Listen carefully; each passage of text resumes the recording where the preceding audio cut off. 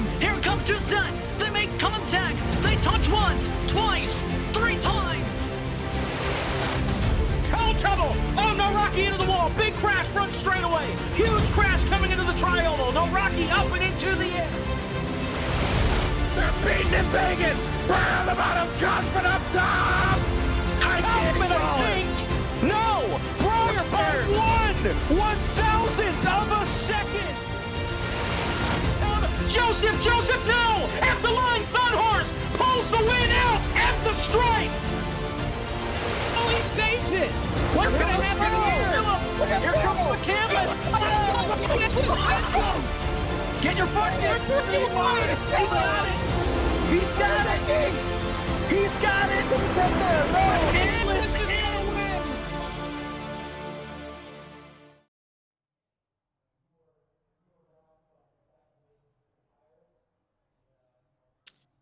Tonight, it's the 26th race of the 2025 Barr Visuals FTF Cup Series season.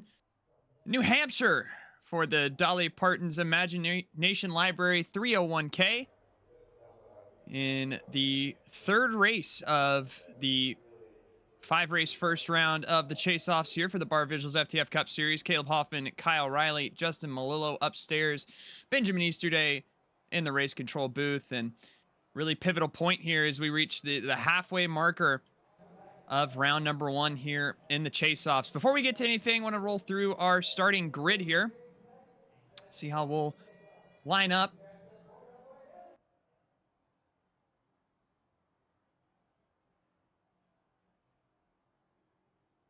The cars roll down the backstretch here.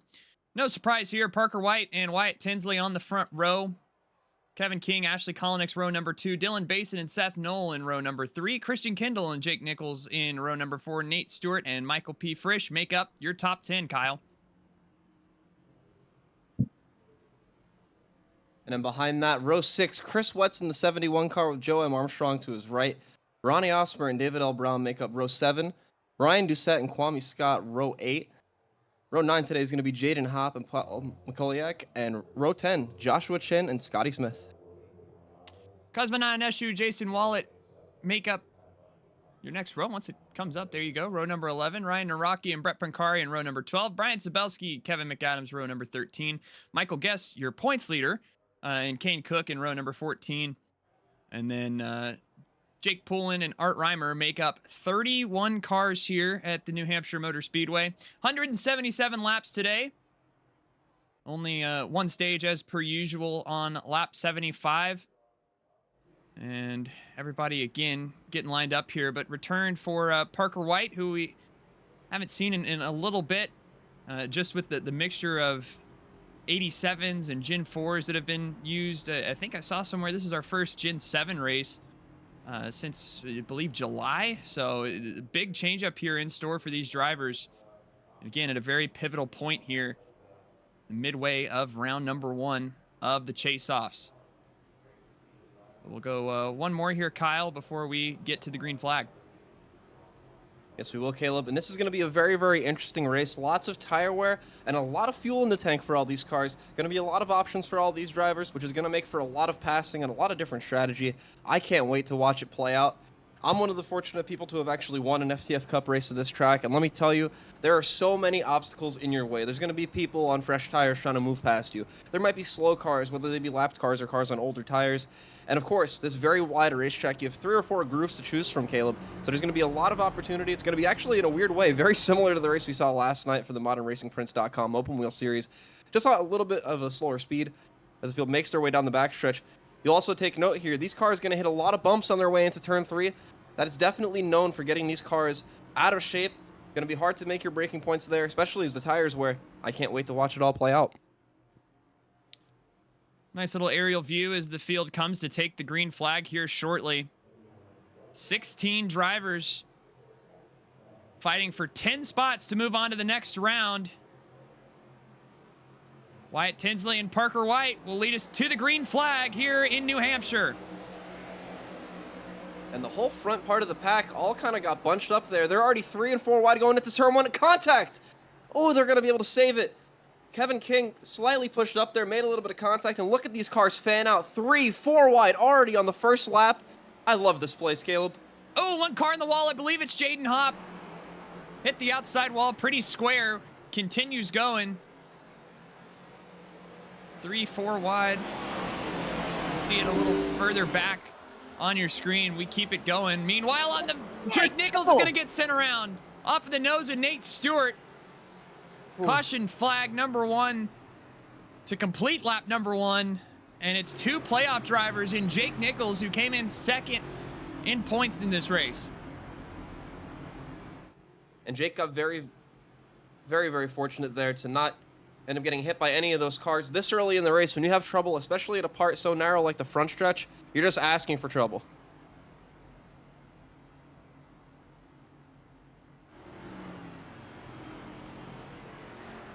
And we saw a few different incidents there on the front straightaway, and I don't know what exactly happened between Nate and Jake Nichols, if they just ran out of room. But I mean, you'd mentioned on the backstretch there, saw cars going 3, 4 wide, and eventually just ran out of room, and unfortunately it ends up in some major damage for car number 63 and Jake Nichols, who again has a good buffer coming into tonight, but obviously don't need any bad races at this point in the season. That was a lot of damage to that car, but this early in the race, you have to think got away with a little bit there. That should have been race over realistically. That 63 definitely damaged. I'm not sure if he's in the pits currently or where he might be on the track, but definitely going to be an uphill battle for Jake Nichols. Looks like he's still about mid-pack and going to head to the pits here.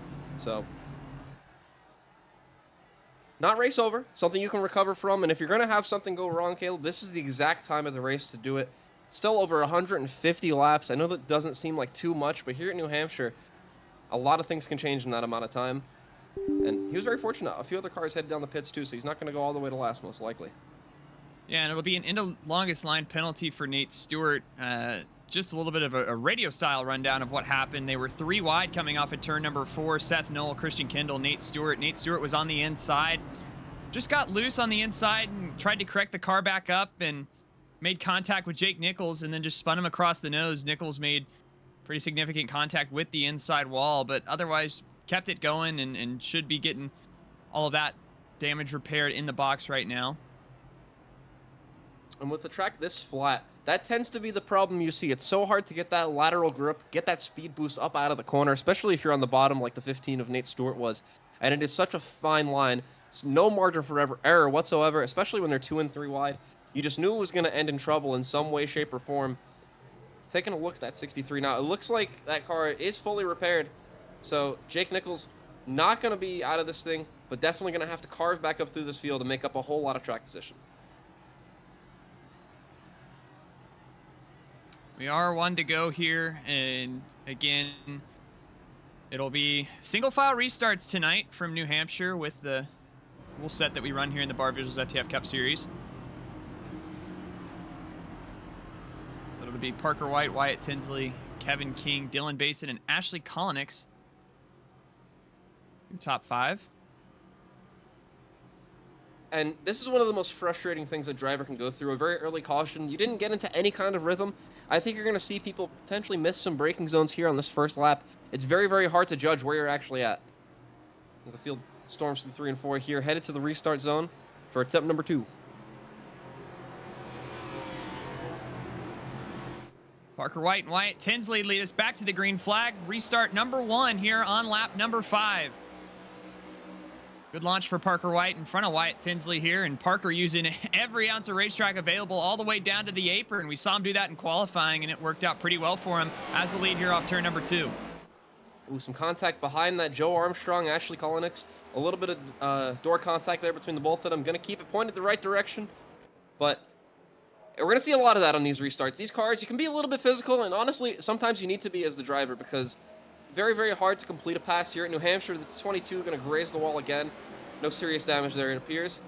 And they're 2 and 3 wide all through this back.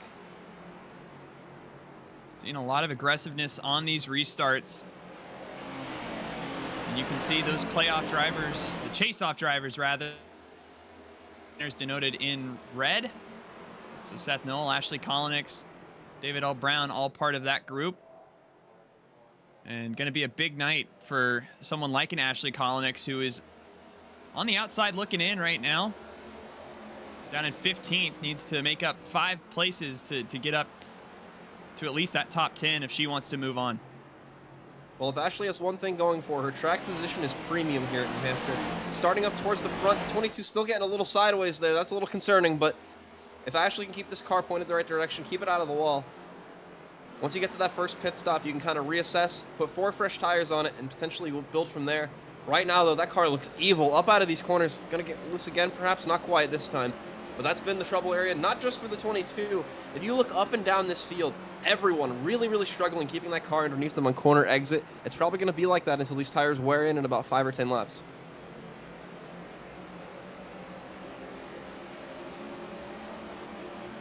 A few other drivers of note, both Ryan Doucette and Chris Wetz, just a few cars behind this. They're side by side right now for the 12th position, both of them on the flip side. Chris Wetz actually in a tie with Cosmonaut Eshu for that 10th and final spot to advance. Again, still 3 races, so not entirely panic mode.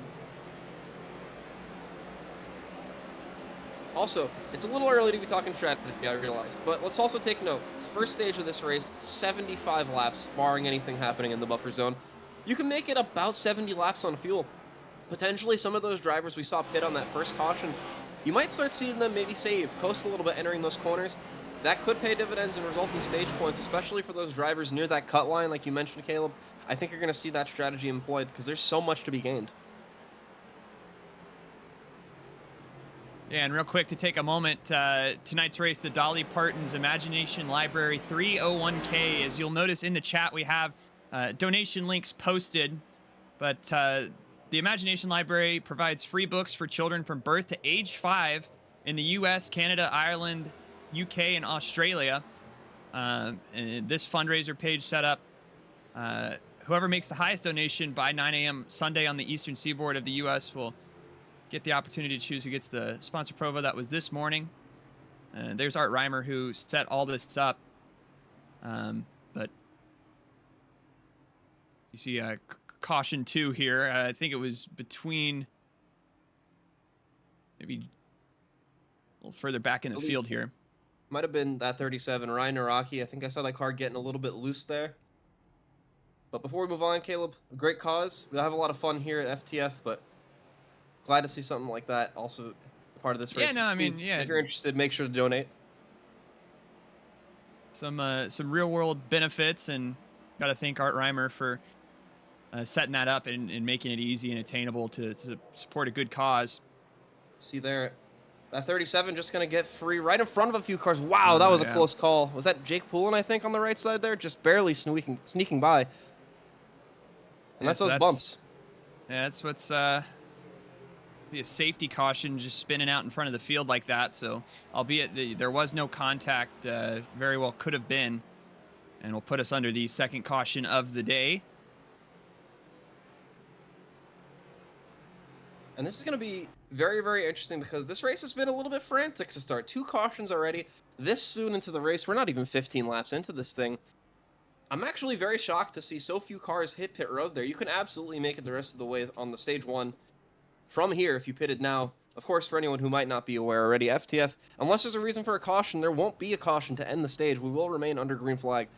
So, definitely some split decision. You can kind of see the motive for everybody, but I would have thought you'd see them enter the pits there at least.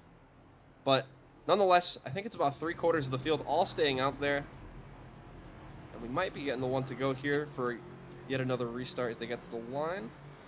Does appear so. Lights are off, so 1 lap away from green flag racing yet again. Parker White still your leader. And Parker, Caleb, one of the most dominant drivers in FTF Cup history. Very, very good with this next-gen car in particular. This is a familiar sight and a familiar place.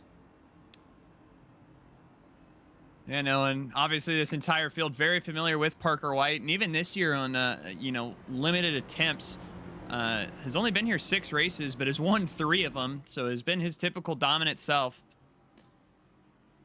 all year long, trying to pick up win number 4, which is only one which would be only one behind Michael Guest, who leads the series. Again, only here, 6 races so far this year, but has won here at New Hampshire before, obviously.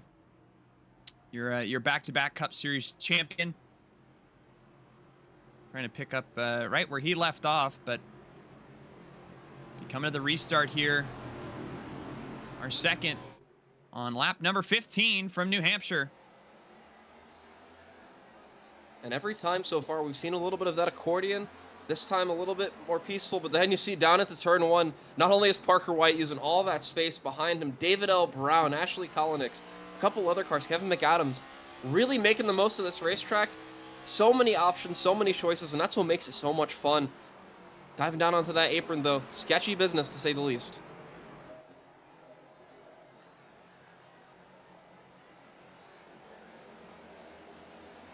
Everybody trying to negotiate this room.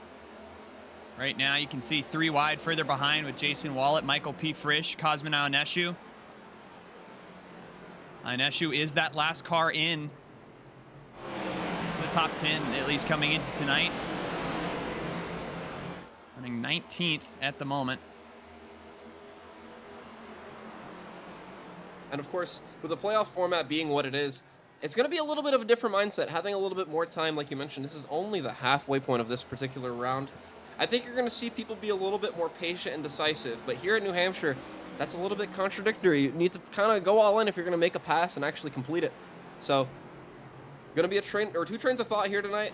I think you're going to see those drivers eventually get to a crossroads, and one of those 2 decisions are going to pay off, and one of them is probably going to yield a little bit less favorable results.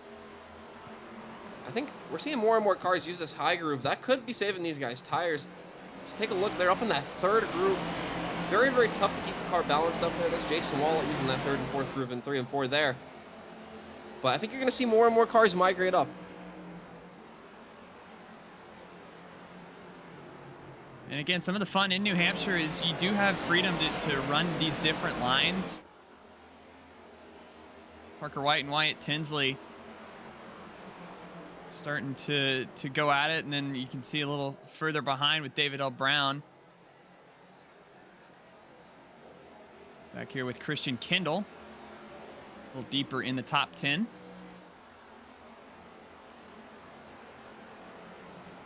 And there's David L. Brown again. Very, very interesting to see some people committing to that. You see on exit a lot more cars pulling it down to the apron.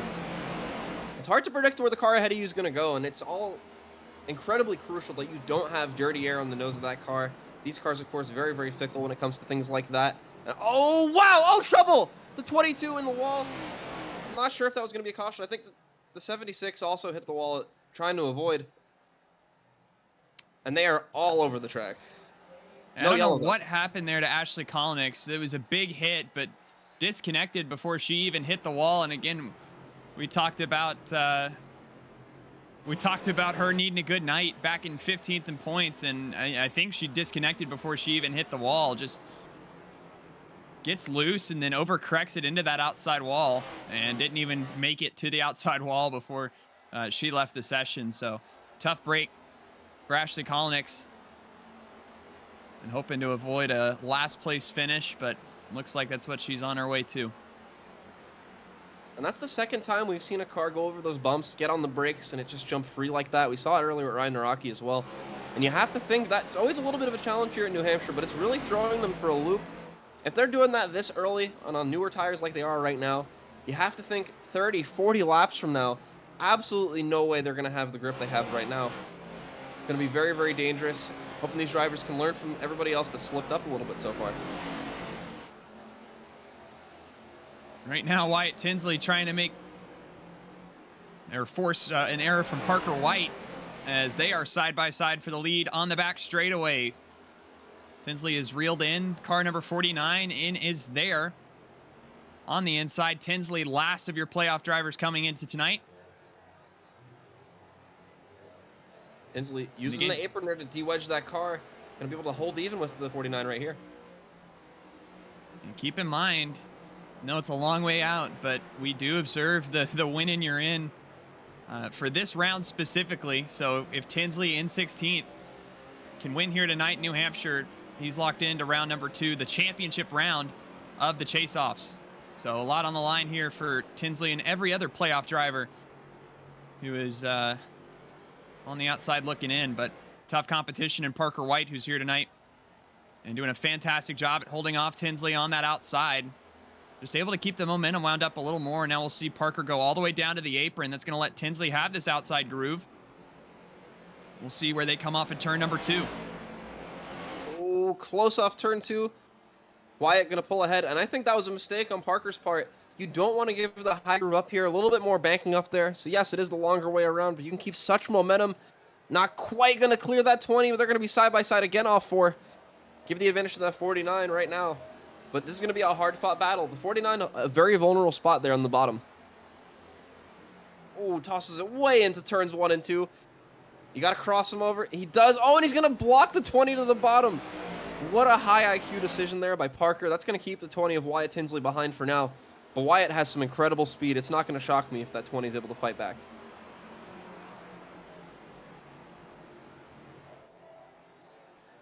Taking a look a little further back there. Kevin McAdams. A couple cars all battling pretty hard. Every position here in FTF, you got to, you know, fight this insane battle just to pass anyone. It doesn't matter where you are in the field. And we're seeing that. Mid-pack, lots of battles. This hard-fought battle for the lead. Wyatt still trying to find a way around. Parker going to get back to the bottom here. Gonna have to reel him in a little bit, though, Caleb. Yeah, no, I mean, I think you hit the nail on the head. It was just incredible racecraft there from Parker. And a really risky move, I mean, to go down and block Wyatt like that, but works out well. And gives him about a quarter second of padding. Wyatt Tinsley going to have to put together a few more good laps to try to mount some type of charge. Again, Parker's got the best view in the field right now. Looking back at Wyatt Tinsley, Kevin King, we haven't seen in a few weeks. Another strong run for Joe Armstrong up here in the top 5. Kwame Scott.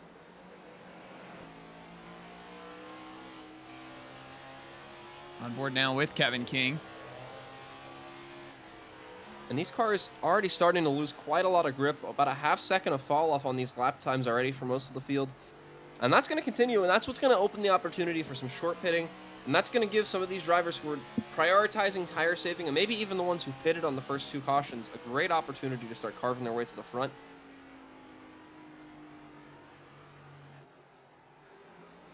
Kevin, a great line there through turns 3 and 4, holding it right on the top of that banking transition. And get a lot of speed off the corner doing so.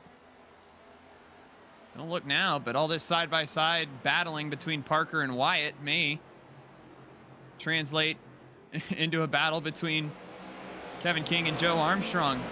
Everybody potentially under a blanket here.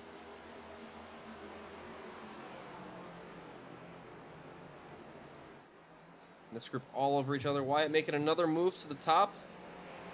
Gonna have that high groove once again. It's gonna be a big move for the 49 to keep him back there.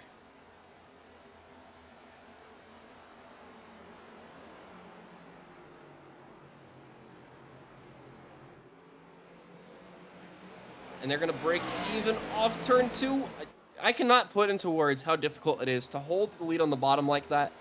The 49 pushing those tires to the very limit. You got to think that's not going to be good for this car in the long run, but so far, able to keep Wyatt at bay. Wyatt, though, going to get a good run here off 4. They're dead even headed to the line. Contact made between Wyatt and Parker. Going to go back down into turn number 1. Parker using all that real estate. We'll see if he can replicate what he did before.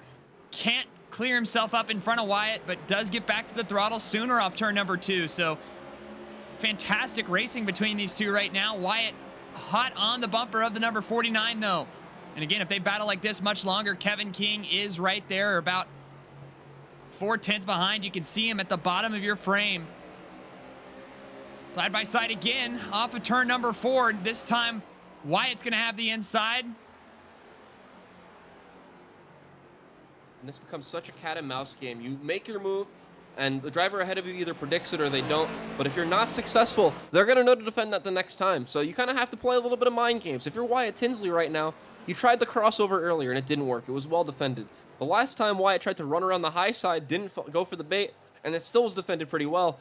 At this point, it's all about making the right decision, and Wyatt going to get a great run off 4. Not quite clear, though. Oh, that's excruciating if you're Wyatt Tinsley. Oh, he gets clear there, contact. Parker White all the way back down to the apron. Wyatt trying to hang on, though. He's got that outside groove. Can he get back to the throttle again? Parker trying to hold on the driver's side. Gonna go back down into turn number 3. Again, Wyatt with the advantage.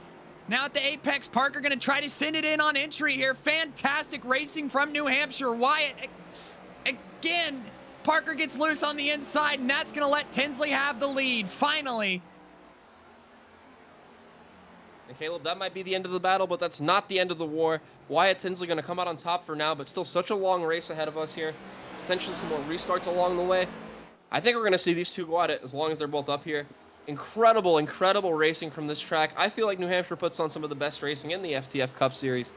And we're getting an example of that today as we take a look here. Michael P. Frisch also using the apron. And just look at these cars all over the track. You could fit 3 cars in between these two and they're side by side. Incredible racing. A lot of movement through the field too. This is a little bit unusual. It's usually a lot harder to make up that track position. I'm loving what I'm seeing today so far. And lots of movement up and down, and you can see is another one on the move. Michael P. Frisch on Kane Cook.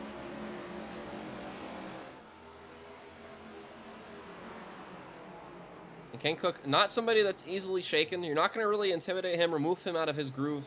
He's going to do exactly what Kane Cook wants to. So Michael P. Frisch going to have to be very, very decisive. If you end up getting hung on the bottom like he currently is for too long of a time, you can start hemorrhaging track position and be down 4 or 5 spots before you know it. As you ride on board here, going right over that seam in the banking, Caleb. That's the key to getting these cars to turn on the bottom, but it's very, very short-lived. The moment, 3 wide off the corner there as they get bottled up a little bit. That was a close one. And Cook almost made contact with Ronnie Osmer on the outside, but avoid any calamity. Ryan Doucette and Kane Cook.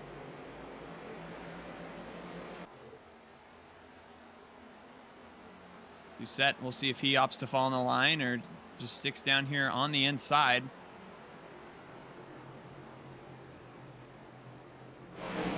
And this field was very, very concerned earlier today about tire wear. It was a big point of conversation. A lot of drivers not quite sure if they were going to be willing to go the full stint on gas. It seems to me a lot of the tire wear seemed to stabilize. They lost a little bit at the very start there, but it seems to have evened out. And it's going to be that way probably the whole day. If anything, track position is going to be even more important as these tires wear less when we put rubber down.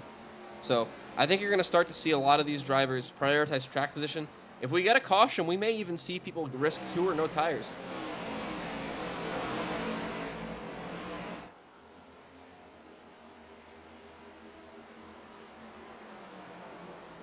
Man, just look at them bounce into the corner there. The bumps here at New Hampshire so fierce. And doesn't matter how good of a driver you are, Caleb, if the tires are off the ground, there's nothing you can do about it. And Seth Knoll watching as Dylan Basin and Kwame Scott duel for 5th. Ahead of him. Trying to fend off David L. Brown. Another one of those chase-off drivers in the mirror. When they get bunched up like this, it usually means somebody sliding around a little bit, maybe causing a little bit of a checkup amongst this pack. Looks like Kwame Scott fighting for some grip right now in that car, and that's getting Basin, Seth Knoll, and David L. Brown in a few laps here, all bottled up a bit. If Kwame figures it out, though, there's definitely a few cars very, very close in distance, starting with Parker White in second. And by the way, Wyatt Tinsley has checked out to a very, very big lead right now. That 20 is flying. Yeah, I mean, last time by was about 4/10 quicker than not only Parker White, but the rest of the field behind, all running right around the 32-second bracket. Tinsley in his own zip code right now. 40 laps complete as they cross the line. And so look at all your different drivers throughout the field. Is all the cream rising to the top right now. Lots of red banners in sight. See another one there. Chris Wetz. A little deeper back in the field, but Nate Stewart behind him. You saw the other car that was involved in an incident earlier. Nate Stewart and Jake Nichols together. There's Cosmonaut Neshu, the last driver in your top 20. And Jake Nichols, a great comeback so far. That car already back up into the 16th position. Very, very tough to make that much progress that soon here at New Hampshire. A great drive thus far. Art Reimer tagged the wall off turn number 4 right as we looked at him, but He's another one of your chase-off drivers here. Another one that needs a good day is that car right there, Jaden Hopp. Missed last week, but was fourth in the standings going into last week. Missed the race and is all the way back in 9th right now. So just hanging on, and with a 28th place run so far today, not looking good, and soon to be on the radar of race leader Wyatt Tinsley there. And we have an absolute brawl shaping up in the mid-pack. Kwame Scott has run down Joe Armstrong, and they've been going at it the past couple corners, and it's starting to bunch a lot of these drivers up. This is about to be 4 or 5 cars under a blanket, and with all the options these drivers have, I think they're going to be a little brave. Kwame right in the tire tracks. Going to take a higher groove here through 1 and 2. That's going to build a lot of momentum. Look for a move down into turn 3, perhaps. Kwame going to cross over onto the apron, as is Dylan Basin right behind. Ooh, both of them going to get loosed up.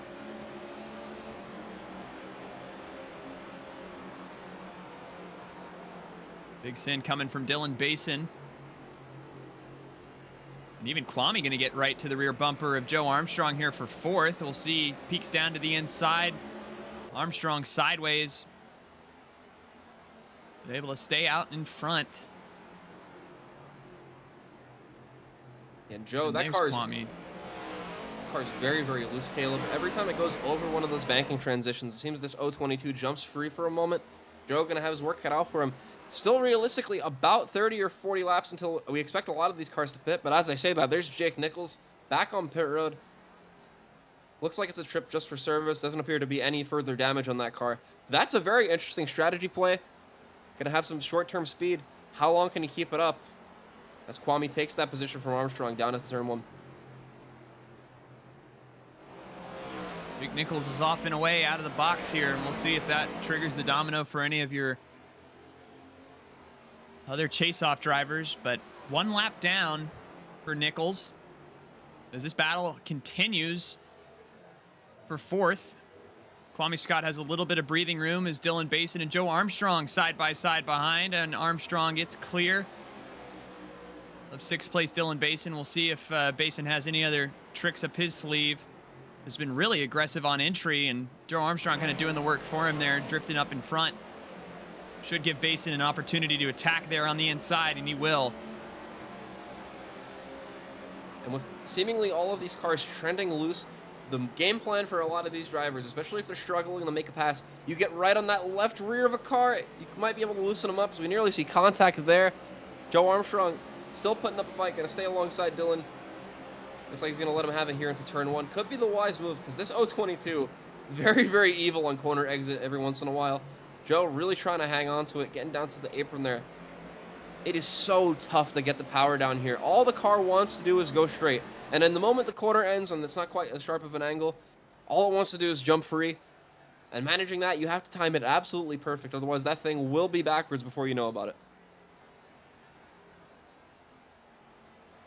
Joshua Chin down and away off the pit lane.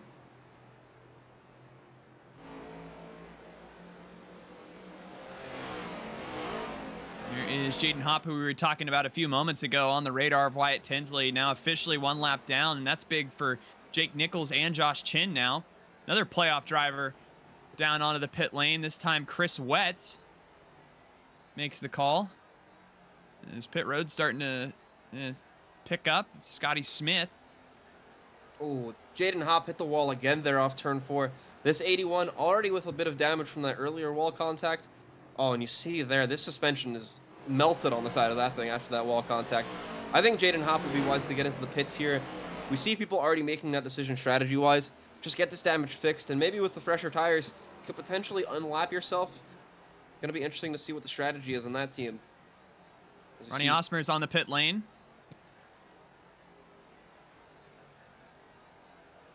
Seven or 8 cars total pitting already so far. Scotty Smith also hit the pits a couple laps ago.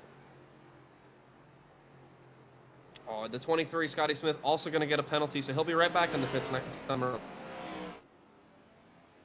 And that's tough, especially here at New Hampshire. Is not sure what happened to Jaden Hopp, but meatball flag on that car. And he'll have to come down the pit lane, and you can see up in the outside wall. Caleb, he might have a tire down. That thing not turning at all. Obviously, the damage isn't helping, but that is not behaving like the car usually would. Jaden gonna have to find a way to the bottom. Still traveling at really high speed.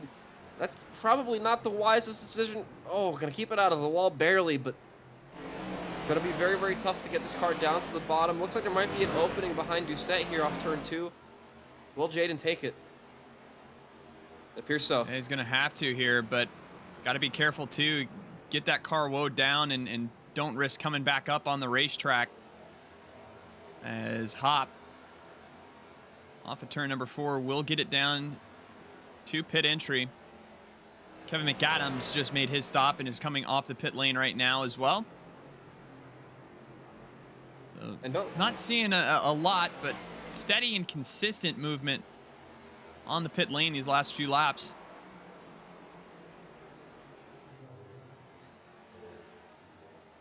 Out of all the cars who've pitted so far, Jake Nichols is the first one, right now currently in 22nd position. And Caleb, I have to say, I'm kind of shocked how many cars have decided to pit. We're not too terribly far removed from the first, or the only stage ending today. Going to be scheduled for the end of lap 75, of course, depending on circumstances. It could be after the 71st lap today. It's going to be very, very interesting. How many of these drivers are planning to stretch it to get that far into the run? And will there be any consequences? Is it going to cycle them too far behind some of these drivers? Jake Nichols, we talked about it, one of the first cars down pit road, and that put that 63 first on the cars in that cycle.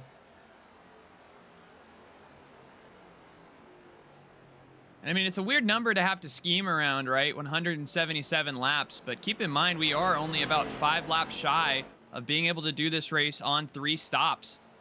And depending on how far you want to push that, could see that window start to open. Again, that is at lap 59. Jake Poulin's on pit road and overshot his box a little bit, it looks like.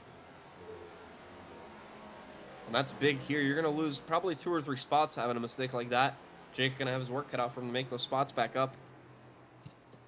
And that is about as different of 2 lanes as it could possibly be. That 76 all the way up by the wall, where some of those leaders down all the way on the apron.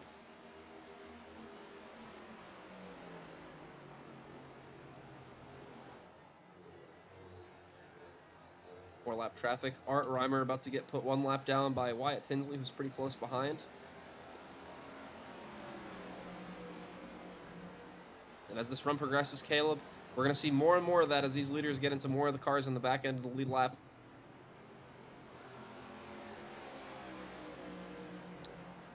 Doucette here battling for 10th with Christian Kendall as they go through turns 1 and 2. Ooh,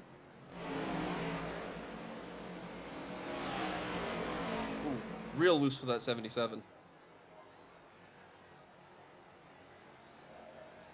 57 laps complete here, and we'll step aside before we get to our first round of pit stops. Wyatt Tinsley and Parker White have led laps tonight. 58 laps complete from New Hampshire.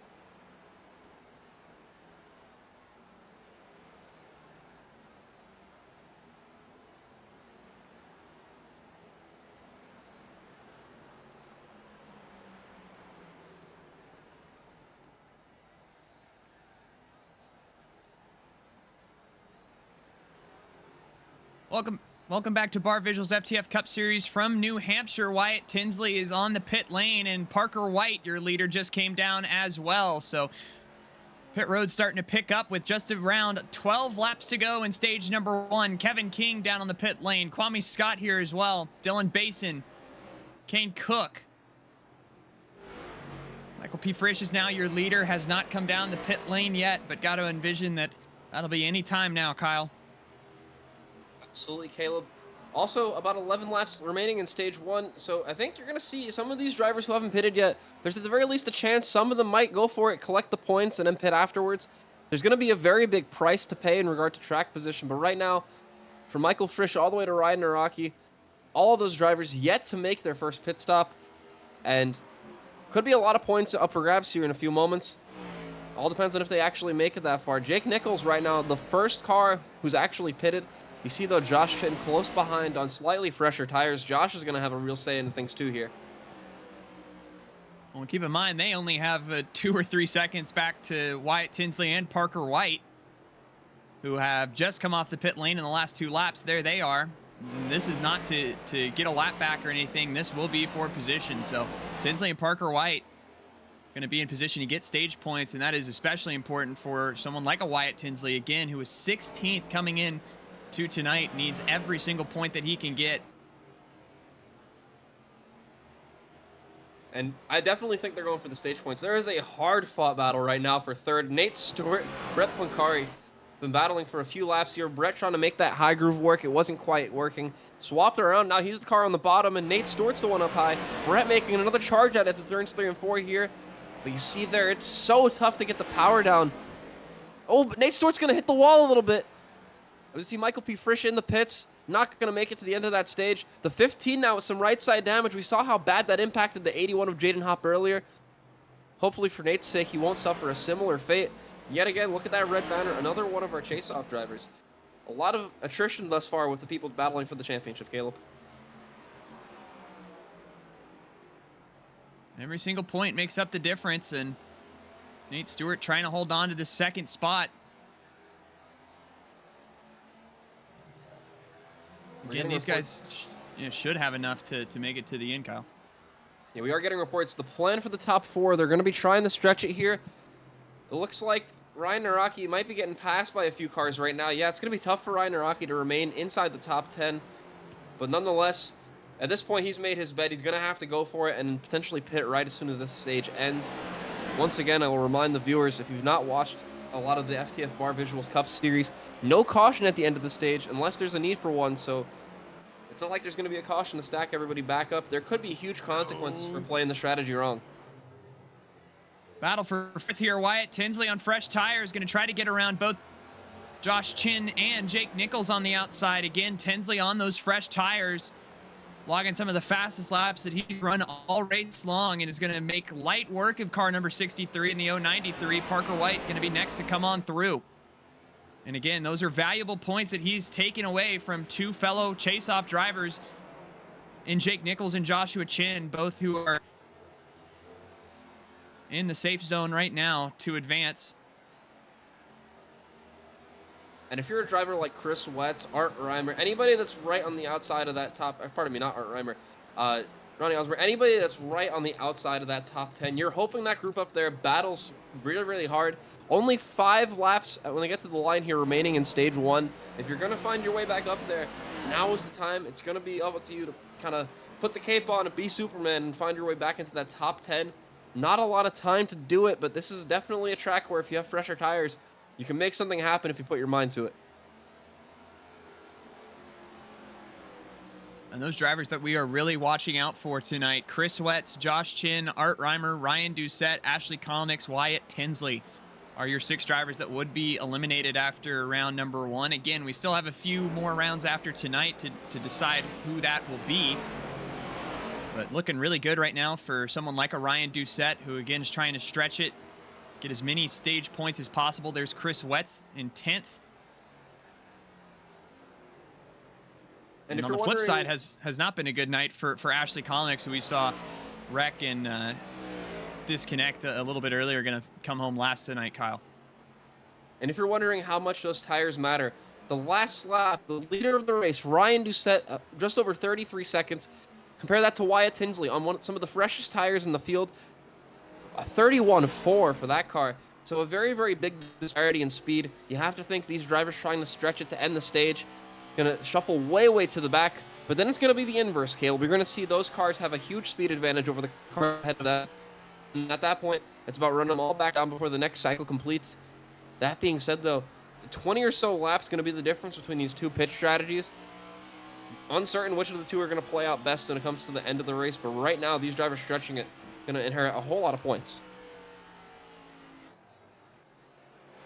And it's going to be fun here. Brett Pancari is coming down to the pit lane out of second. That's going to hand that over to Wyatt Tinsley. And that's Ryan a Doucette has to make up 4 seconds in the next 2 laps. So a tall task there. So close yet so far. Having the pit this close to the end of the stage, really not going to be anything to show for your work. Brett Pancari, very, very misfortunate there. But Wyatt Tinsley... Oh, Doucette's coming in now as well. So that's going to hand this lead right back over to Wyatt Tinsley and Parker White. White flag in stage number 1, and Parker White only 4/10 back from Wyatt Tinsley. That's a lot more doable than the 4 seconds that Tinsley had to make up on Doucette off at turn number 2. Does Parker have anything? We're going to have one lapped car ahead. Not the best aerodynamic situation, but it shouldn't be the end of the world. Wyatt going to go to the bottom. Parker going to run that second groove. Going to have some momentum off the corner. Look at him close in through the center. I'm not sure it's going to be enough, though. Off at turn number 4, it's Wyatt Tinsley who gets the stage 1 win in New Hampshire. Parker White will come home second. Looks like Kevin McAdams third, Jake Nichols fourth, Nate Stewart and Josh Chin in a photo finish. I'm not actually quite sure who got it. It looks like Nate Stewart. Josh Chin 6th, Seth Knoll in 7th, Kevin King 8th, Kwame Scott in 9th, and Joe Armstrong rounds out your top 10 for all the drivers to get stage points. And again, a lot of your chase-off drivers in that mix for some extra points here at the end of lap number 75, but coming to now, only 100 laps to go. And give a call to Jake Nichols. Jake Nichols, trouble early on, had a lot of damage on that car, was able to get it all fixed. Not only back up in the front, going to walk away with some stage points. That's almost unheard of here at New Hampshire. A great drive for that 63. And depending on how long this 63 is able to stay out relative to the competitors around, could find himself back on the traditional strategy as we see a car in pit road here. Nate Stewart. Nate Stewart making the stop. Actually was able to stretch it the whole way there. I think that was one of our cars who pitted on the second caution of the race. So there was one person that opted to do it and made it work. But going to cost Nate pretty dearly now. Going to lose a whole lot of time.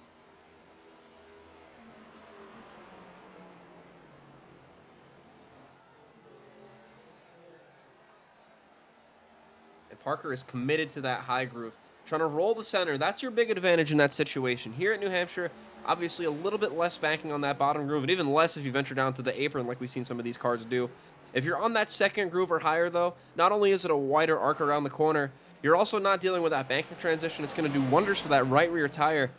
And you have to think that's the strategy in mind for Parker White. We saw there, right before that set of green flag pit stops, actually able to run Wyatt Tinsley back down and overtake him for the lead.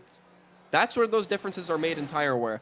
And we saw earlier in that first turn, Wyatt had to be very aggressive making that move. We saw that amazing battle between the two. And we're shaping up to see another here, Caleb. Parker White and Wyatt Tinsley, they know each other very well, have been battling each other for years. Not only here in the Barr Visuals FTF Cup Series, but really all around iRacing. Those two very familiar with one another and have been all over that top spot all night long tonight. Got to see some action potentially for third as Kevin King and Kevin McAdams get side by side for that spot. King on the outside has 16 lap fresher tires than Kevin McAdams, so McAdams just going to let him on by.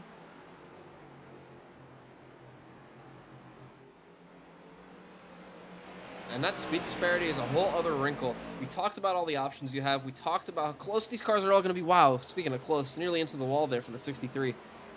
But when you have cars on significantly older tires, maybe they can't make the pace you can. Let's say you're side by side with another car. As you approach a car running that speed, it can be incredibly treacherous. You find yourself in a position maybe too low on the apron. Maybe you get shoved up out of the groove in the middle of the corner. But either way, it's almost certain disaster. We've seen so many cars today. Once they get past that third or fourth groove, it just pushes directly up into the wall. And that right side damage can be catastrophic. Just ask Jaden Hupp.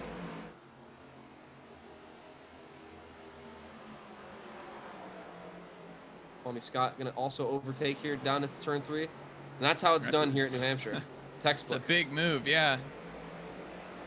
Battling with Kevin McAdams there. Don't have to worry about Nate Stewart. That is a lap car. He just came down about 5 laps ago at the tail end of stage number 1. And that's how much you lose if you try that pit strategy. Not only is Nate trying to battle up through these cars, one of the last cars on the lead lap right now, just half a straightaway or so ahead of the leaders, Ryan Doucette, who very nearly won that first stage, came up empty-handed and now has to make up an entire lap on those around him with only 94 laps to go. If Doucette doesn't get the help of a caution, this is going to be a very uphill battle.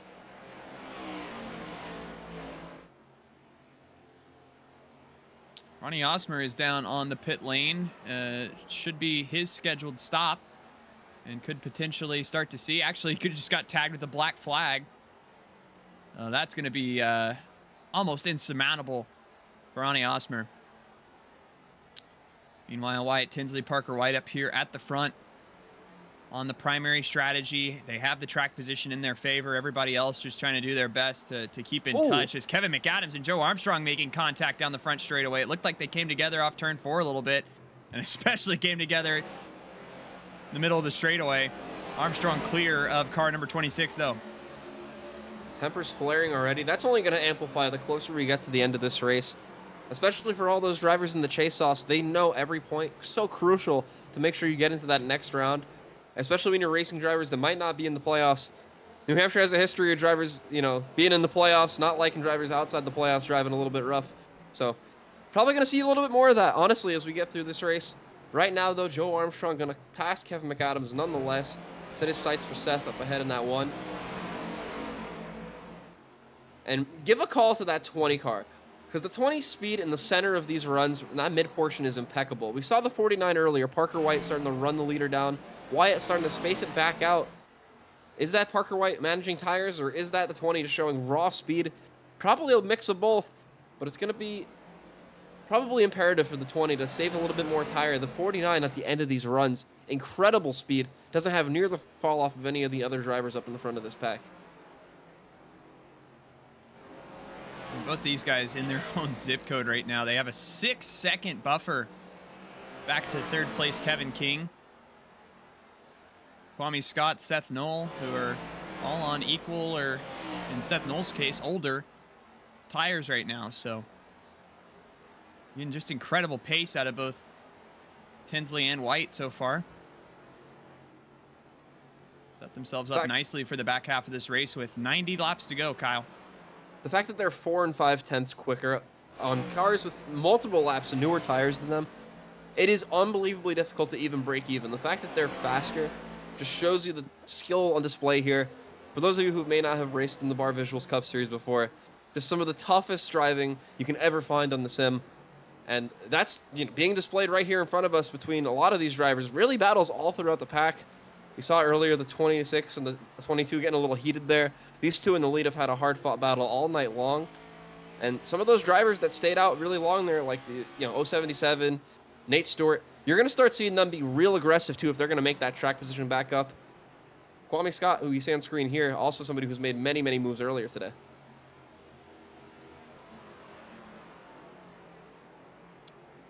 This is a look at 11th place David L. Brown, who is battling with Chris Wetz.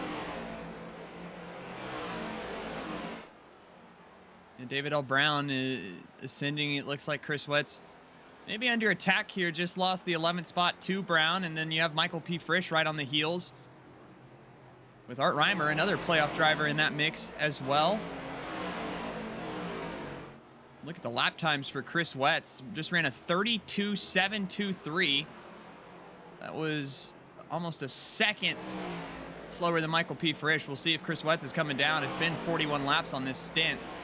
Yes, he will, onto the pit lane for the number 71. Another car in pit lane as well, Jaden Hopp, another one of your playoff drivers, but is multiple laps down right now in 26. So day to forget so far for Hopp.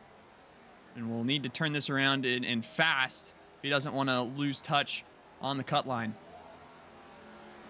And that's why it's so costly to end up on the wrong end of that strategy. Those cars that went super long, they might have just pitted and put on fresh tires now, but they've only been out for about 10 to 15 laps, and here come the rest of the cars starting to make their way down pit road. It might work out to where they end up making an entire extra pit stop relative to their competitors, and with no stage points to show for it, absolutely a devastating result. Not what those drivers were hoping for whatsoever. They're going to have to hope for a well-timed caution after all the other leaders pit. Potentially they inherit the lead for a little while, and if some trouble breaks out, that's going to be what saves their race. But right now, the destiny for all those cars is kind of not in their hands anymore.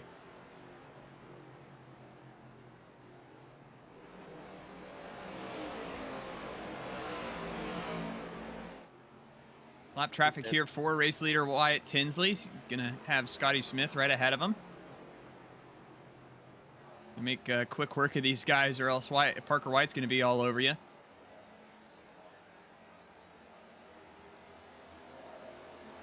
Dirty air like that, that's the last thing you want here in New Hampshire. We talked about the speed this 20's had. Having that aerodynamic disadvantage, though, there's really nothing you can do about it. The only option is to find clean air, which it looks like Wyatt's done here, diving it down really low off turn 2. Oh, as we see both of those cars ahead of him get very sideways there. But undoubtedly, gonna cost him a little bit of time. Parker appears to have lost a little bit of speed, at least in the short run here, or short term here. Could that be Parker saving tires, or is that him setting himself up here for one last charge to get ahead of him? These lapped cars kind of keeping him right in striking distance. Right on board here with the 00. Jake Pullen looking at the back of that car. Scotty, wow, big dive on the high side. Gonna overtake the 00 completely. And now the 00, Jake Pullen is the car in the sights of Wyatt Tinsley. Tinsley will peek all the way down to the inside. Can at least get around Poulin here. Still has to get around Scotty Smith, but puts one car between he and Parker White. More action down on the pit lane. Josh Chin down and away.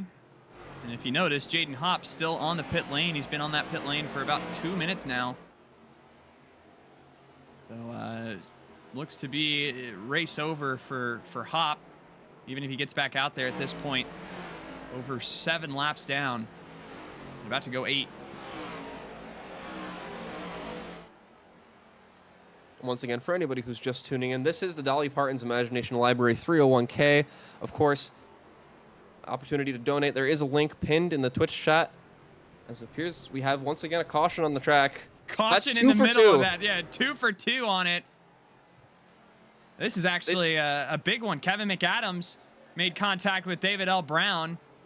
I don't know what happened here on the back straightaway, but it involved these two as they were in the midst of a battle for 10th. And they just make contact, and Kevin comes back across the nose of David L. Brown. You see the 26 there. The next gen doing what it does best, yearning for the skies, comes back down to earth, thankfully. 26 can avoid serious damage here. But man, it's unusual to see them wreck that far down the straightaway. It all started from that contact off turn 2. Just hard racing there, Caleb, but it goes wrong that quick. It's our 3rd caution of the day, and again involving 2 playoff drivers, similar to what we saw a little earlier on. This time, Kevin McAdams and David L. Brown. McAdams definitely getting the worst of it, but shouldn't be anything terminal. Maybe a little bit of damage to fix underneath, some optional that he'll have to spend inside the pit box. But comes at an interesting time here with 80 laps to go. I mean, we've seen a few guys stretch it to 40, so, you know, potentially you're thinking 1 stop to the end after this, but definitely going to have to stretch it to make that work. The pit road, a very busy place. About every single car on the pits, and this has been probably one of the longer runs they've had in a few weeks.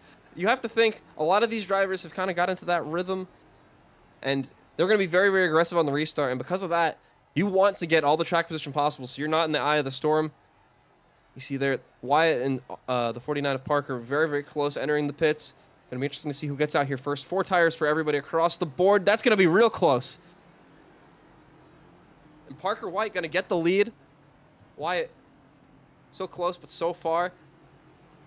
And very, very unanimous decision down the pit lane there. 4 tires and fuel for absolutely everybody. Kevin McAdams still getting some damage fixed. Looks like he's getting that 26 car back out there. So we're setting up for yet another restart. And once you go through a run like this, Caleb, it just kind of changes your whole mental dynamic. You're kind of used to being by yourself, you know, battling 1 or 2 cars at a time. When you thrust all these cars back into one big pack, 3, 4, 5 wide, it's going to be a bit crazy, to say the least, and I can't wait to watch it happen.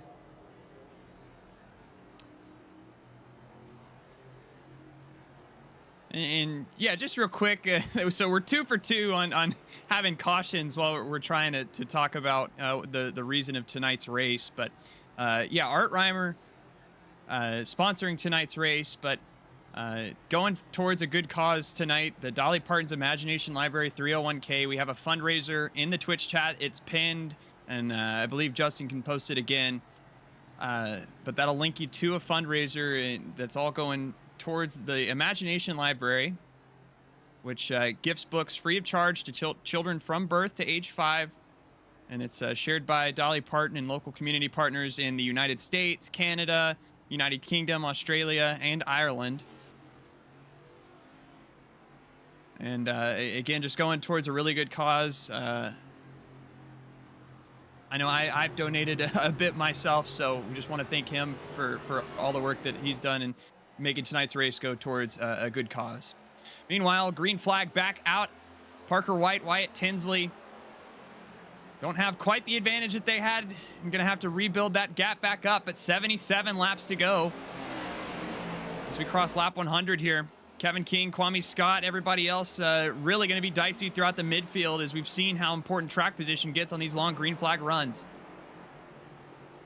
And if you're Kevin King, Kwame Scott, really anybody that's up in contention right now, this is a second lease on life. Those 2 were gone before, and now not only do you have a chance to pass them, they're right there in front of you.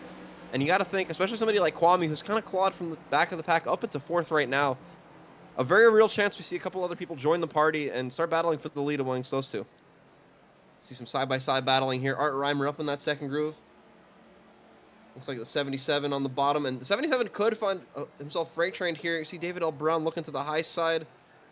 The worst place you can find yourself after a restart is on the bottom with a whole train of cars up on top. It's a very easy way to lose 5, 6, 7 positions all in one go, and that can be devastating and take forever to make back up.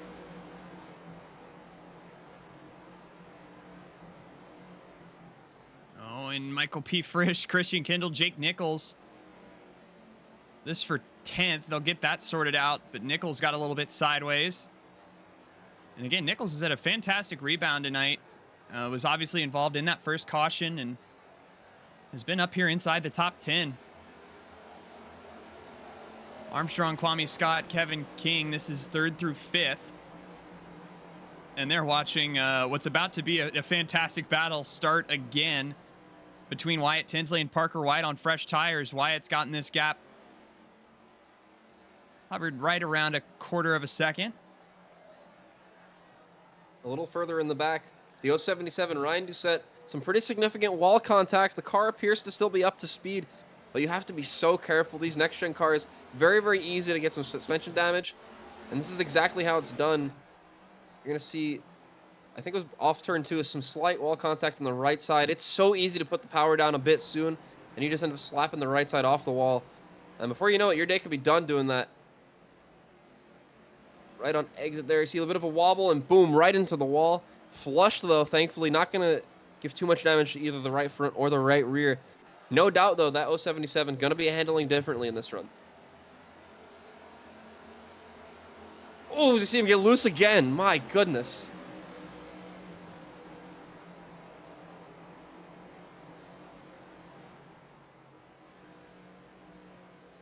And this is happening further ahead, but Kevin King and Kwame Scott, not lots of room for error. Kwame peeking down to the inside, but he is all over the rear bumper of Kevin King here. Doing a fantastic job to keep it off of him. Hasn't used the bumper. Hasn't really felt the need to yet, but obviously you sit behind here in that dirty air long enough, that'll change. And Caleb, this battle so far has been a classic case of unstoppable force meets immovable object. That 24, or the Quality Scott Mobile, trying its absolute best to get right behind the 29 of Kevin King. We've seen these cars get loose. That's how you do it. However, when you're right in that car's trail, you're going to lose all the air on the nose, and that's going to cause Kwame to start pushing up on corner exit. You have to make sure you're selectively aggressive. If you do that the whole run, you're going to burn the tires off the car, and then from there, you've already lost the battle. But you also can't let that 29 of Kevin King get away. Bit of a chess match, as you see right now, the 77, a big move on the bottom right now. Thankfully, though, this is kind of what I was talking about before, some room to slide up. As you see, potentially a 38 might have grazed the wall there, too, off turn 2. So Ryan either going to have to make this pass or get back in line pretty soon. Jake Nichols close behind, still on that charge back to the front of the pack. Further back, Kevin McAdams also on the charge towards the front. Just got spun around about 5 minutes ago. Kevin already back up to 14th place, and right behind him, David L. Brown, the other car involved in that caution. So they're making some quick time.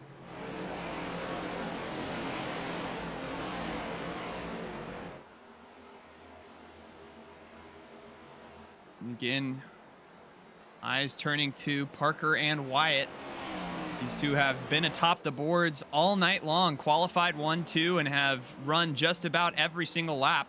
I think besides what we ran during that first green flag pit cycle in these two spots. Now, we watched that entire first run. It took Wyatt Tinsley about 30, 35, 40 laps to get up to Parker and finally by him. But then, until the very end of the run, Parker didn't have anything for Wyatt. Drove out to a 2.5-second lead at one point. So Tinsley is just really wanting this clean air. And unfortunately has not had the opportunity for it a lot tonight. And in his search for that clean air, has about broken even with that 49, at least currently. Very, very similar lap times the last few times around. So gonna have to potentially move around, see where this 20 car handles best as you're right on board. Gonna make a move down to the bottom, and this is exactly what Wyatt needs, Caleb. Nothing but clean air ahead. A shorter distance around, yes, but there's also less banking down there, and it's also a much more harsh angle up off the corner here. And that's why they're breaking about even. That last lap, you see it on your screen, a 4.31. For context, Parker White ahead, a 4.37. So only 0.06 of a second the difference between those two. And when you're that close in speed, it is unbelievably challenging to make that move and make the time up to even make the move. A little further back here, we see another group of cars all in a close competition. There's Cosman right ahead of Kevin McAdams in the 26. David L. Brown back to the bottom there. And these two, they just had a bit of a moment before. You have to wonder, are tensions still higher, or do they realize it might have just been a racing deal? Sometimes those drivers get on our own heads, and from there, you can turn a little bit of a misfortune into a full-blown war if you're not careful, especially between two drivers like them that are actually battling for a championship. You end up being a little more stressed and anxious to begin with, and whenever you run into an obstacle like that, it only amplifies things tenfold. Well, and again, we've talked about what's at stake for some of these guys. David L. Brown, right now, coming into this race, was 6th in points. Kevin McAdams is 5th, and we talk about what happened to Jaden Hopp. He missed last week alone, dropped from 4th all the way to 9th, and then tonight is definitely going to be on the outside looking in with the run that he's had. So all it takes is one bad round, and all of a sudden, the entire season of which you've worked for, all of a sudden is in jeopardy. So again, every single lap of every single race matters so much in this first round, because it can be the difference between you advancing or being eliminated. And there might be some points up for grabs. I'm not sure where that turn 2 wall started today, but it's going to be about 5 feet further away by the time we're done here. A lot of these cars pushing up on corner exit, just barely grazing it with that right rear. That is such a tightrope, because if you hit it a little too hard and it flings that right front tire into the wall, then you have a meatball flag. You have to go down into the pits. That could be day done. And for these drivers so close in the points, that is the absolute last thing they need to have happen. Riding on board here, Nate Stewart, close behind this battle. You see, watching it all play out just ahead. David L. Brown trying to find a way around. Trying to become the first car one lap down to potentially get a lucky dog. And getting as many cars between you and anybody else a lap down, imperative to making sure that you hold on to that position as long as possible. Right now, Art Reimer, the closest car, 1 lap down to Nate, who's a little bit further back, but only 1 car between the two, and that's 77. You got to think, if Nate can get past a few of these cars, he's absolutely going to try, especially being a playoff driver himself. Yeah, Paul Mikolajczyk in that number 77 is the lone car that separates both Nate Stewart and Art Reimer. Again, both playoff drivers. Art Reimer 13th coming into tonight. Nate Stewart right there in 8th. So hasn't been a night to remember for either of them just yet, but 61 laps to try to turn it around. And Caleb, don't look now, but the battle for the lead has heated back up. The 20 alongside the 49, making the move on the high side. A great run through the center, not quite able to keep that momentum on corner exit.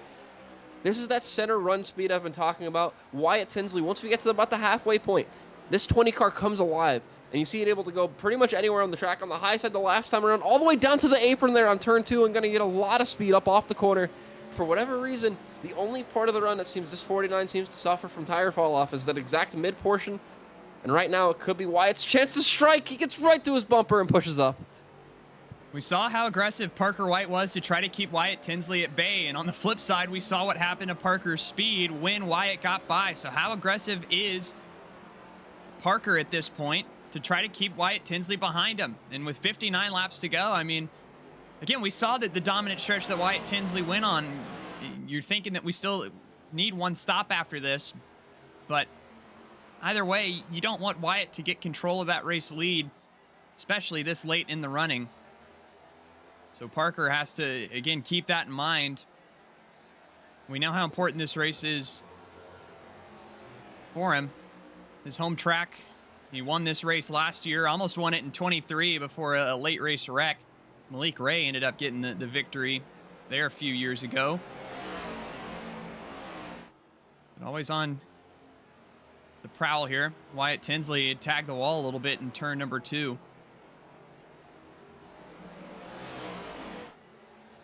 And Caleb, this race has resembled Darlington a little bit. I think almost every car in this field, at the very least, has slightly grazed that wall on corner exit. It's mostly been turn 2. However, a couple cars catching the wall here off turn 4. That is just showing you how tough it is to get around this track and how far all these drivers are willing to push themselves to get that last little bit of speed.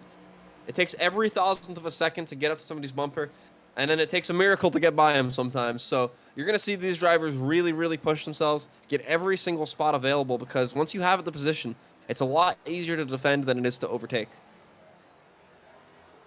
And these leaders already getting into some potential lap traffic. We see this field all bunched up, a side-by-side battle there.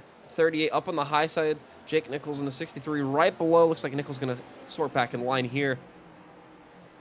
And we're about to approach a very, very big decision, Caleb, because all these drivers are about to show their hand.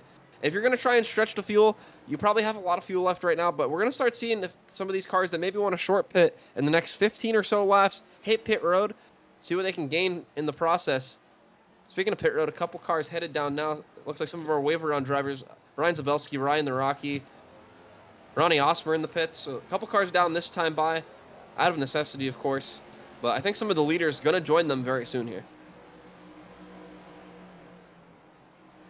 And again, it just comes down to where you want to be at the end of this race. But, I mean, I definitely think if you're one of these cars in 3rd or 4th, there is a lot to be gained by potentially undercutting the 2 leaders. And if you're Parker White or Wyatt Tinsley, you got to be watching those cars behind you very intently, very carefully to make sure that you don't get undercut by running out there on older tires. So.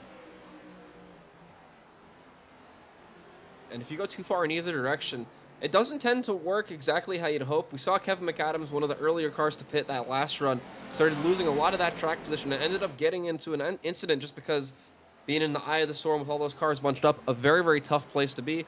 On the contrary, that 077, Ryan Doucette went further than absolutely anybody, and it cost him almost an entire lap.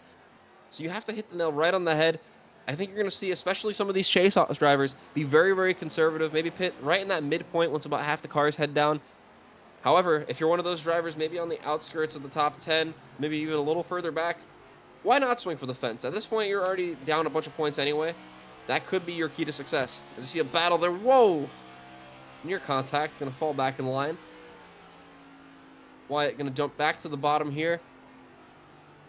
And if you're one of these, Yeah, I was just about to say, I think what you were going to say, Kyle, but I mean, if you're seeing these lap cars just fly by you, if you're one of these leaders, I mean, you got to be thinking, hey, I got to come down sometime soon, right? and exactly, Caleb, you see that that speed is out there. These cars are cars that were on the tail end of the lead lap, and when they put on fresh tires, look at the speed difference. They are gapping the leaders. Ryan Naraki, a ton of speed off turn 2. If you're, say, Parker White, or even if you're Wyatt Tinsley, you have to kind of think about what the car you're rattling is going to be doing. Also have to keep a keen eye right behind you, because Kevin King is not far behind in third. Kwame Scott and Joe Armstrong and Dylan Basin all not terribly far behind. So honestly, if one of those cars anywhere in the top 6 or 7 pit soon, if you wait 2, 3, 4 laps, they're going to leapfrog you. And unless there's a big enough gap in the times they pit, there's not going to be enough speed there to really overtake without just being a hard-fought battle. And when you put that variable into play, it's a whole other thing these leaders haven't really worried about. Wyatt Tinsley, Parker White, they've been up here all day long. If you put them in about 7th or 8th, have a couple cars who short pitted ahead of them, they are going to have their work cut out for them. They're going to be fighting all the dirty in the world. And it's going to be very, very interesting to see which of those two end up doing a better job of that, and if one of the drivers that short pit can hold on.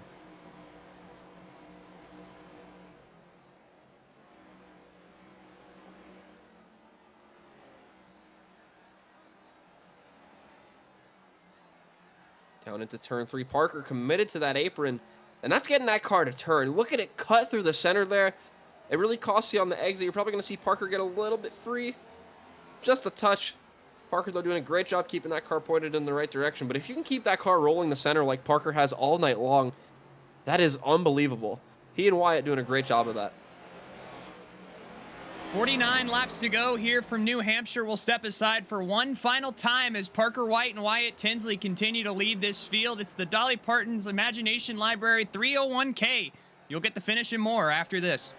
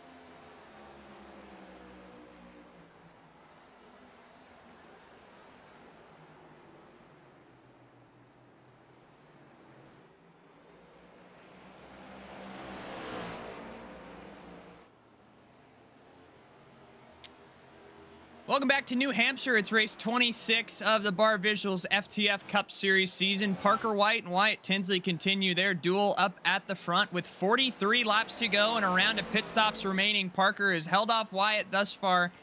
This point in the run, Kevin King, Kwame Scott have done a fantastic job back there in third and fourth as well. You can see there's the lap car of Scotty Smith peppered in there. There's Kwame. But again, everybody just kind of in a holding pattern right now, still with that final domino to fall here in the next few laps of when does that first leader decide to come down the pit lane, and who will it be, Kyle? Well, that is the question, Caleb. It's a bit of a standoff because eventually one of these drivers, I'm not sure who, but one of them will peel off one of these leaders, and from there, it's going to set off a humongous domino effect because right now, if you look at the left side of your screen at the telemetry, a lot of drivers in very, very close proximity. These two in very close proximity. Wyatt looking down below the 47 or 49 car, pardon me. Not quite going to get it done. That is so tough to do on exit. But if you're Wyatt Tinsley, that might cause the light bulb to go off. Maybe you need to pit one lap before that 49. If you catch him out, that could be your ticket to the lead. Especially with Parker using that low groove. Somehow able to get such a great launch off the corner. That's such a unique line. Parker doing a great job of that. He's been having a similar entry to one you're going to see here. As low as you could possibly be, almost in the road course. So, again, every bit of speed there is available. And doing a great job driving defensively. Nothing Wyatt can really do. I think if you're Wyatt Tinsley or if you're Kevin King, the time to pit is very, very soon. As we see pit road, already have some takers. Josh Chin, Chris Wetz, David L. Brown. I think I saw Christian Kendall in the pits. So lots of cars all taking an opportunity to pit this time by. So far, nobody in our top 5. That remains true right now. So those cars who pitted, if these leaders opt to go maybe 5-10 laps more, they're going to have a humongous advantage, going to make up several seconds. It's going to be interesting to see if any of them inherit the lead. The 77 headed into the pits this time by. So we're going to start seeing them peel off one at a time. A lot of speed to be gained here if you can short pit and have maybe 5-6 laps on those cars waiting. Paul Mikolajczyk down into the pit lane. And again, only 12 cars on the lead lap as they run right now.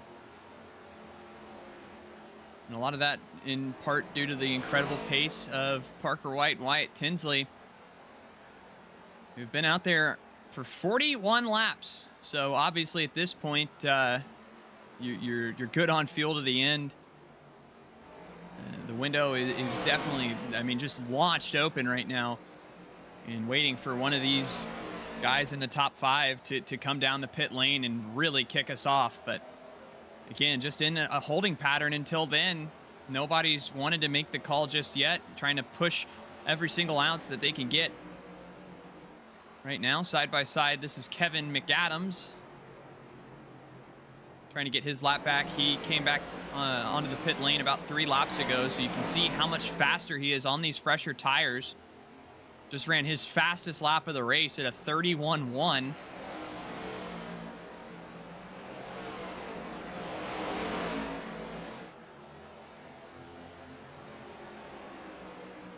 David L. Brown, 2 tires on that car, so a few different decisions already so far, Caleb.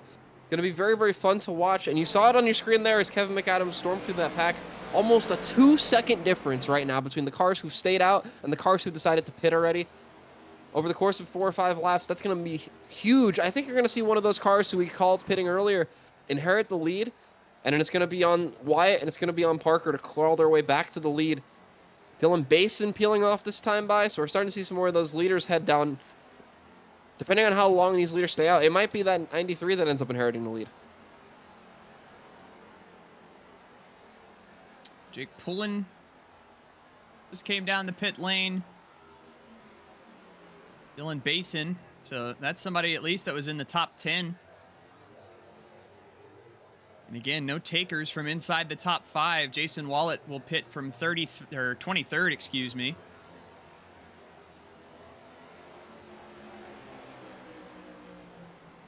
There's David L. Brown on his 2 tires. Seth Knoll pits that time by another car that was inside the top 10. That one car headed down the pit road right now. And you have to think, knowing what David L. Brown did, and you have to think word has spread at this point, are we going to see any more of these leaders risk 2 tires?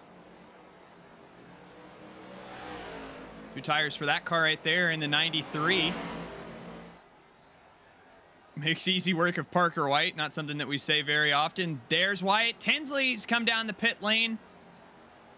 Money stop time for car number 20. We'll see if Parker responds by coming down this time by or not.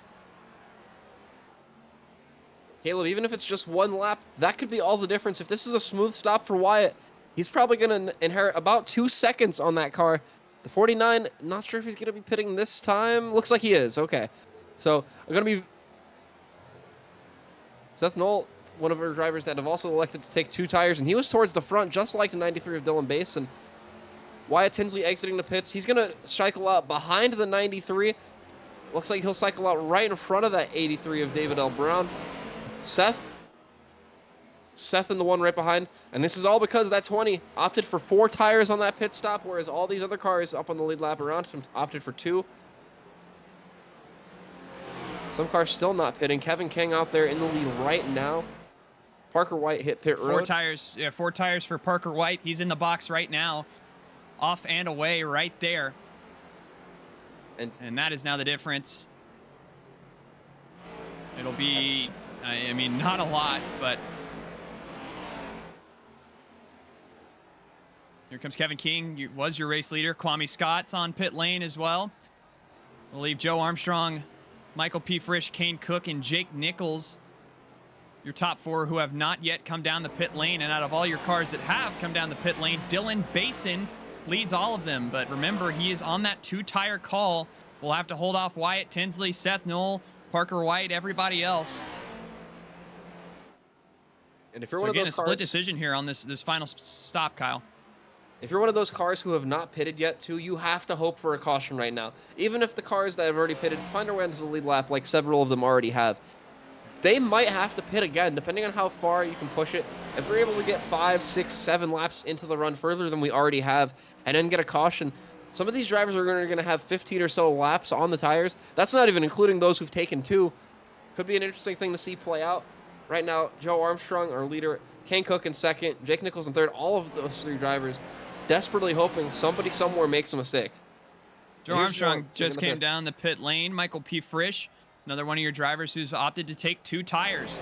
Leaves Kane Cook, Jake Nichols, your only 2 who have not yet come down the pit lane with 29 laps to go.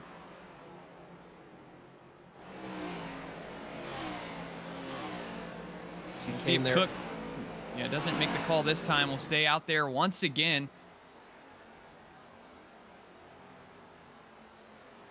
Jake Nichols entering the pits. I'm being told our leader, Kane Cook, planning on pitting in about 2 or 3 laps. So a few more laps, a few more opportunities for that 13 to get lucky and get a caution here. Kane, though, doing an incredible job. Take a look at what he's doing. Up on that second groove, letting that car roll through the center. That is how you save tires, and that is how you save fuel here. And this 13 has held up very, very well in the long run, which has allowed Kane to have this strategy in the first place. See a couple cars on fresh tires there. That's Art Reimer on the high groove going even further up, trying to make his way around. Once this 13 pits, though, this cycle will be complete. Basin will be your leader, at least for now. Wyatt Tinsley, though, and Parker White close behind with 4 fresh tires to Basin's 2. And this is the gap right here. Wyatt Tinsley, half a second behind on Dylan Basin, has a 2-tire advantage and wants to get by Dylan Basin quick. Because any moment that he wastes, Parker White is right there. You saw him for a moment at the right side of your screen. Wyatt Tinsley peeking down to the inside. Again, this is for the provisional lead, and here in about half a lap will be the actual lead. As Kane Cook, down on the pit lane. So there they go. This is now the race for the lead and the race for the win with 27 laps to go. And Basin got to give everything he can to keep Wyatt Tinsley at bay. Going to slide up in front of Ryan Naraki. Close there. Wyatt diving it down to the bottom. This has been his trademark all race long. Wyatt's been running right into this first and second groove and has made it work tremendously. Getting that rotation off the corner. So hard to do at a flat track like this. Brett Pancari getting all the way out of the way. Going to let these drivers battle it out. And here goes Wyatt. A big move down into turn 1. Can he clear Basin right now? That 93, a big run through the center. The 20 getting a great launch off. Wyatt Tinsley clear for the lead. And now, not only is he in first, Caleb, he has a car in between him and Parker White. Parker's going to have to find his way around the 93 as well before he can even think about battling Wyatt for the lead. That's your 4 fresh tires right there for Wyatt Tinsley. Send it in down on the inside and got to the throttle sooner. Dylan Basin did not have a chance. Basin, who's just out here trying to get his second win on the season, not one of those chase-off drivers. Putting up a valiant effort, but can't hold off Tinsley. Now has to hold off Parker White. They're in the 3rd spot. This battle for second as they go down the back straightaway. And Parker going to have an infinitely easier time than Wyatt did. Can't quite get clear, but will be clear off turn number 2. And now 6 tenths, all that separate Wyatt and Parker. And if you're Parker White, you have to go now. It takes several laps here at New Hampshire to make your way around a car. And not only that, we've talked about it all night long. This 20 car, once we get to the mid portion of the run, has incredible speed, unlike anyone else in this race. If you're Parker White and you have the short run and the very, very long run speed, that gives you 2 opportunities. Unfortunately for him, though, only 23 laps to go. There's not going to be another long run. So this 49 has to take advantage of this short run speed right now. And he can see him. Wyatt Tinsley right up ahead, and that is excruciating for some drivers and a blessing for others. It all depends on your mentality. Ooh. Having that rabbit to chase. Parker diving it down into the corner. He was able to get it to rotate through the center, though, so not going to lose much on exit. An incredible set of turns there for Parker White in that 49 car. That was a big send in turns 1 and 2 for Parker White. Cut that gap down. 3 tenths of a second off turn number 4. And again, we remember how, Parker struggled to get by Wyatt Tinsley the first time, but he can find that extra gear and gets right to the back bumper of Wyatt Tinsley, really finding a lot of speed on entry right now. That's another 10th. Going back down into turn number 3, we'll see if Parker can do it again. Definitely going to burn up the tires. Wyatt Tinsley will try to take his line away.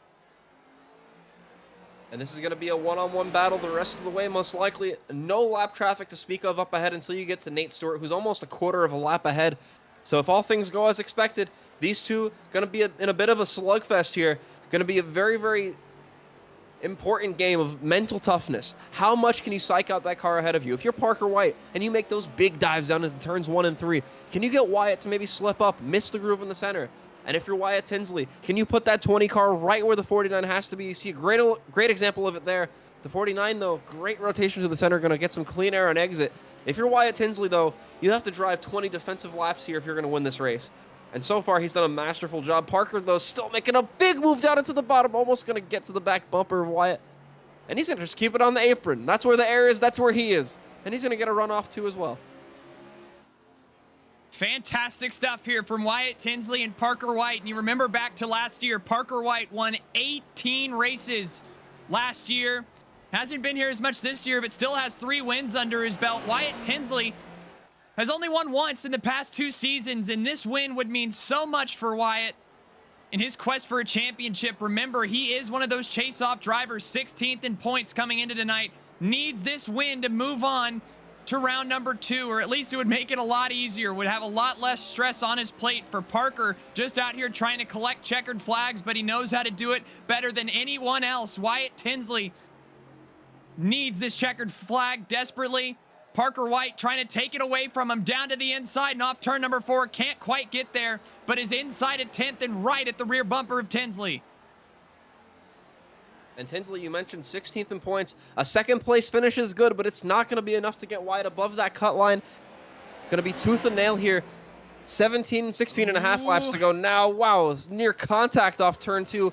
At this point in the run, Wyatt's going to start losing that nose. Parker knows that. That's why you see that 49 getting the run. Could be a crossover here. Parker White down to the bottom of turn 4.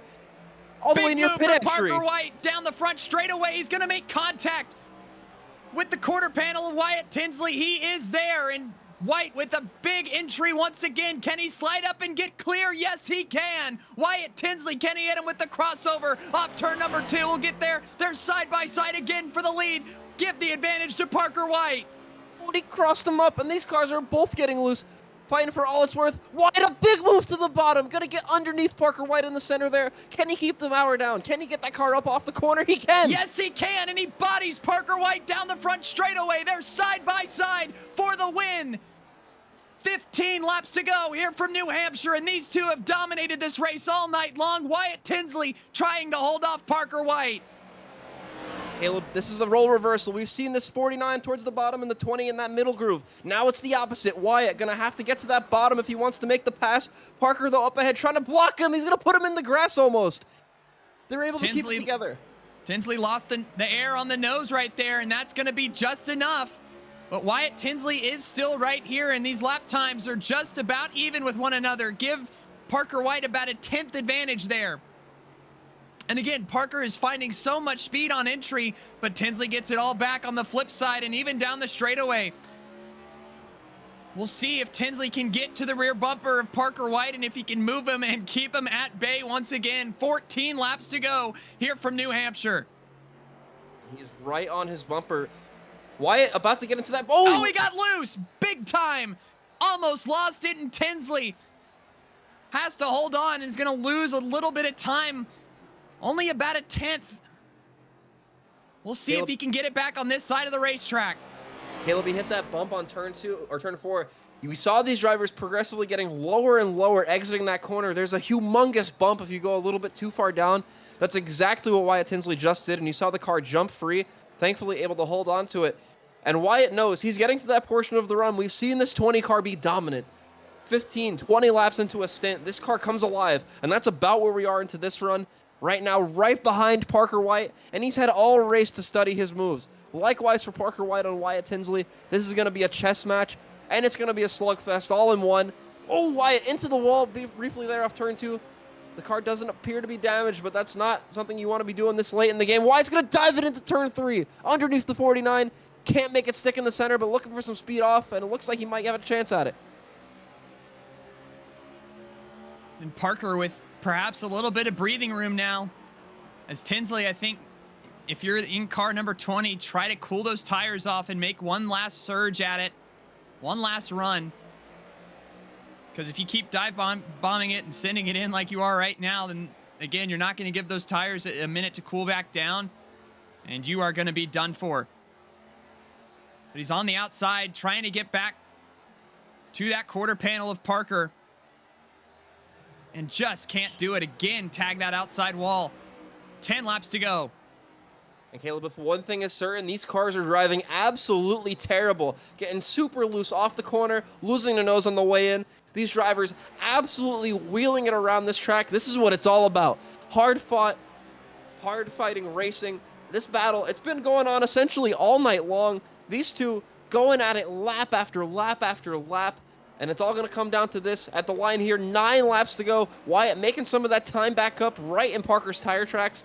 And don't look now, but a little bit further down the road, there might actually be some lap traffic. Ryan Zabelski and Art Reimer, one of our playoff drivers, can't really afford to lose a lap should there be a caution, so that could throw a wrinkle into things here, Caleb. As one Darrell Waltrip would say, nah, they're driving good. Tinsley's doing a fantastic job.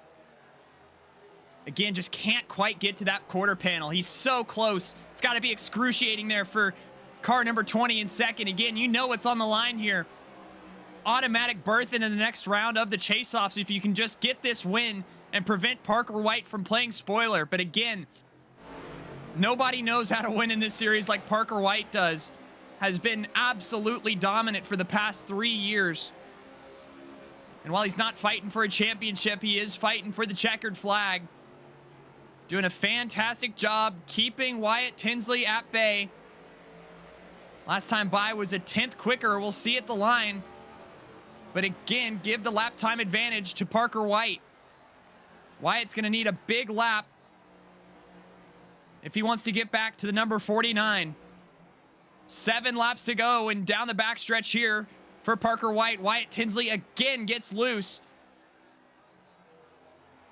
Caleb, if Parker's able to win this race, this is win number 37 in the FTF Cup Series. That's more than there are races in a season. Absolutely remarkable stuff. Right now, though, I don't think I want to give it to him just yet because Wyatt Tinsley a little bit of a gap now, whether it was by choice or not. It's going to give Wyatt a chance to cool these tires off, like you mentioned, and he might have one more run at things here, a couple lapped cars up ahead. The only issue, the wrinkle that's really causing this 20 car to struggle right now, this 49 makes incredible speed rolling the center. That is the 49's biggest strength out of everything, and that's the exact worst place to try to pass someone, because through the center there, you're going to be giving up exit speed, you're going to be giving up entry speed a little bit. Parker making up for that a bit by diving it down into turn 1 and 3 so aggressively. It's going to make it a very, very difficult pass. Right now, that 49 starting to actually gap Wyatt Tinsley a little bit as we see a little bit more battles closer in the back. Kwame Scott, Michael P. Frisch going at it there. Michael P. down to the apron. That seems to be the move of choice today for a lot of these drivers. Not going to quite get clear of Kwame, who's going to storm right alongside the outside and most likely clear him here down the back. As when we get to the line here, going to be 4 laps to go around New Hampshire, 4 miles left to settle it, and these drivers know it. That clock's about to hit midnight, and some of these drivers are going to do all it takes to get that last position. And for Parker White, navigating his way through this lap traffic. Gonna get Brian Sabelski right now up next. Put him 2 laps down, and it has just come off the rails for Wyatt Tinsley. Is now fallen back to over half a second. And has to find something absolutely unreal here with 3 laps to go, or else Parker White will be going to victory lane for the 4th time this year. And Caleb, you have to think back to that wall contact off turn 4. Ever since then, that 20 car, a 10th or so off where it was. Oh, into the wall again for Wyatt Tinsley off turn 2 this past lap. So that's going to cost him even more. It looks like he's going to potentially be okay and at least hold on for second. But if Wyatt's going to get back up there, he's going to have to find something, and he's going to have to find it right now. 2 to go at the line. 49 going to lead us there. The 20 close behind in second.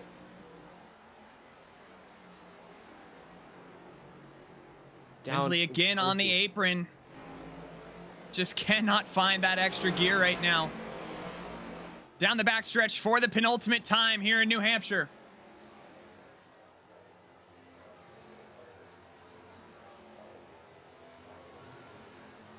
And Parker, this is incredible stuff right now. We've seen this 49 not quite have that center run speed.